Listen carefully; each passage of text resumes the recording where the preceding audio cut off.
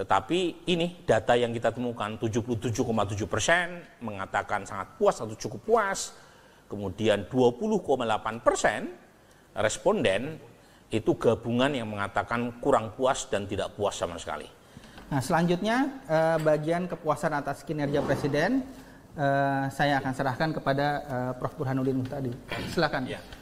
Makasih Mas Bawono, Mas Hendro, dan para pemirsa Indikator TV yang saya hormati. Saya akan melanjutkan bagian berikutnya terkait dengan approval rating Presiden Prabowo. Jadi sebelum temuan utama berkaitan dengan kondisi ini, saya ingin sampaikan survei dilakukan persis tahun setelah beliau mengambil sumpah sebagai presiden. Jadi Pak Prabowo sebagai presiden ke-8 diambil sumpahnya tanggal 20 Oktober 2024. Jadi persis setahun kemudian tanggal 20 hingga tanggal 27 survei ini dilakukan. Dan seperti yang nanti akan disampaikan oleh Mas Hendro, ada banyak sekali evaluasi publik yang kita uji berkaitan dengan kinerja Presiden Prabowo, dan tentu saja approval ini seperti iman, kadang naik, kadang turun. Nah, kita potret persis pada waktu Oktober, minggu terakhir 2025. Nah, ini angkanya. Jadi kalau kita tanyakan dengan 4 skala seperti biasa, supaya kita punya perbandingan, itu yang mengatakan sangat puas atau cukup puas di setahun pemerintahan Pak Prabowo itu 77,7%. Jadi cukup tinggi. Ya. Nanti di bagian variabel penjelasnya Mas Hendro yang akan mengungkapnya lebih tegas, tetapi memang kita temukan banyak sekali penjelasan berkaitan dengan pemulihan evaluasi publik atas program Pak Prabowo.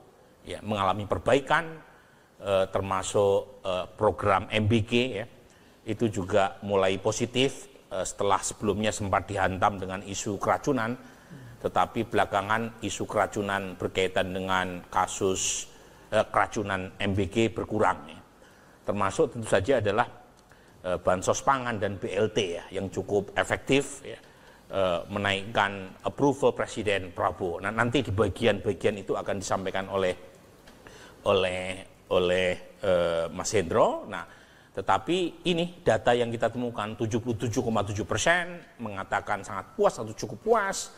Kemudian 20,8% responden itu gabungan yang mengatakan kurang puas dan tidak puas sama sekali. Jadi cukup besar modal politik elektoral, lebih khusus legitimasi sosial Pak Prabowo setahun setelah menjadi presiden. Nah, pertanyaannya kemudian bagaimana dengan profil yang puas dan tidak puas? Nah, Bapak sekalian bisa lihat berdasarkan cross tabulasi sederhana yang kami tampilkan di layar, terlihat pemilih laki-laki cenderung lebih puas, ya, ketimbang perempuan. Bedanya cukup tajam, ya. 81% pemilih laki-laki itu mengatakan sangat puas atau cukup puas terhadap Pak Prabowo, sementara di kalangan pemilih perempuan meskipun mayoritas puas tetapi hanya 73,9%. Artinya ada gap yang cukup besar antara segmen pemilih laki-laki dengan perempuan di kalangan mereka yang puas, dan dengan serta-merta di kalangan yang tidak puas itu pemilih perempuan lebih banyak ketimbang pemilih laki-laki.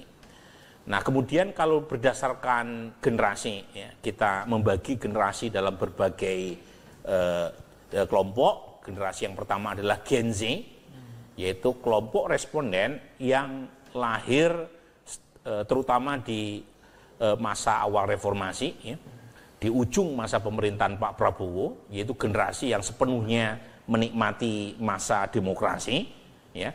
Ternyata dari segmen pemilih Gen Z ini total ada 26%, itu tingkat kepuasannya lebih tinggi dibanding dengan generasi-generasi yang lebih tua. Jadi meskipun secara umum semua kelompok generasi itu puas terhadap kinerja Pak Prabowo, termasuk milenial, mereka yang lahir tahun 81 sampai 96, kemudian Gen X, ya, Gen X ini saya nih ya, lahir antara 1965 sampai 1980. Ya. Nah, kalau Mas Hendro milenial, Bawono baby boomers. Nah, saya bercanda ya.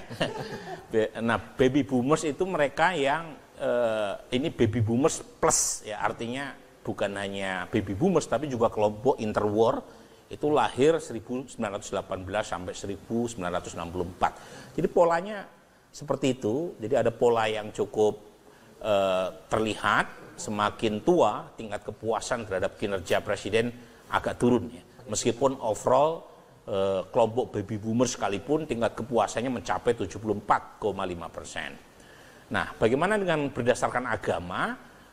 Meskipun di kelompok Islam tingkat kepuasannya sedikit lebih tinggi, tetapi di kelompok non-Muslim ya itu overall juga masih puas. Nah, pertanyaannya di kelompok Muslim seperti apa yang paling banyak menyumbang tingkat kepuasan terhadap Presiden Prabowo, yaitu kelompok pemilih Muslim yang terafiliasi dengan Nahdlatul Ulama, gitu kan.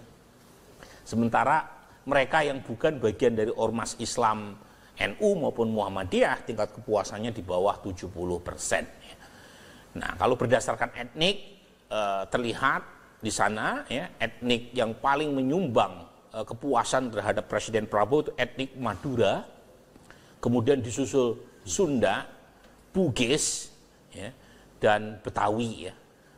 Sementara etnik Batak meskipun di atas 50%, tapi tingkat kepuasan di kalangan pemilih Batak itu paling rendah bersama etnik Minang. Ya. Dua etnik yang paling rendah. Bahkan pemilih Minang tingkat kepuasannya di bawah 50%. Ya, jadi terlihat variasi antar etnik berkaitan dengan tingkat kepuasan terhadap kinerja Prabowo Subianto.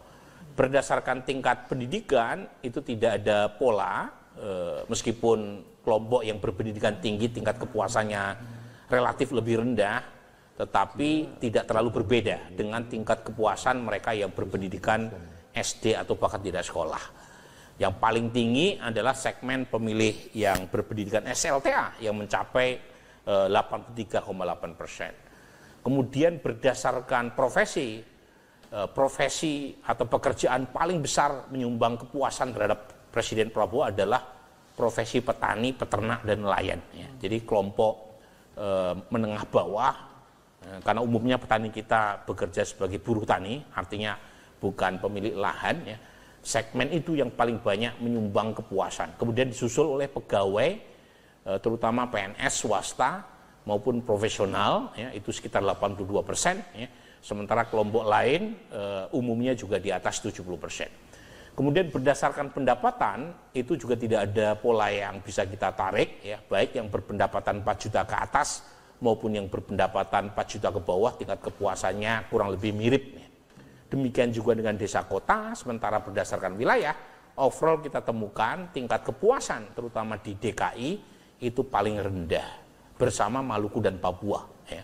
Ini dua wilayah yang tingkat kepuasannya relatif lebih rendah, meskipun masih di atas 50%, tetapi dibanding dengan wilayah-wilayah lain, terutama Banten, kemudian Jatim, dan Bali Nusa Tenggara, Timur maupun Barat, tingkat kepuasan Pak Prabowo jauh lebih tinggi. Terutama lagi di Kalimantan dan Sulawesi yang tingkat kepuasannya bahkan di atas 90%. Nah, pertanyaan yang menarik kemudian untuk kita gali adalah apa yang membuat Pak Prabowo mendapatkan kredit atau apresiasi positif dari responden.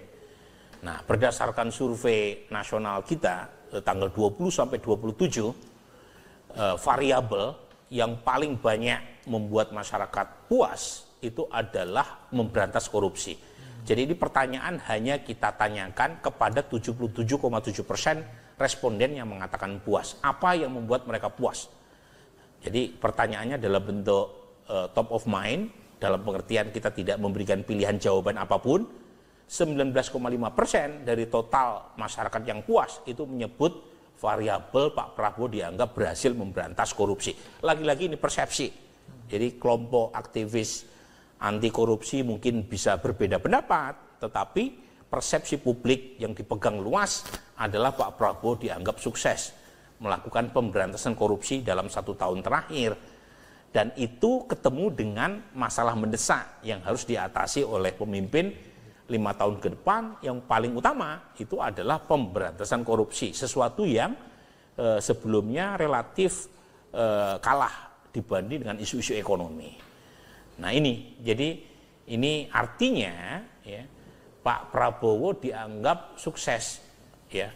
Mungkin berkaitan dengan 1 tahun terakhir banyak sekali gebrakan, terutama yang dilakukan oleh aparat penegak hukum, ya, terutama lagi kejaksaan, mungkin juga KPK dan polisi. Tetapi lagi-lagi terutama kejaksaan dan polisi kan berada di bawah presiden, ya. Sementara KPK kan institusi yang secara umum lebih independen, ya. Tetapi memang ada banyak gebrakan yang dilakukan oleh kejaksaan, dan karena kejaksaan itu dianggap tanda kutip di bawah presiden sebagai kepala negara, maka asosiasi itu diambil positif, ya, oleh Presiden Prabowo, ya.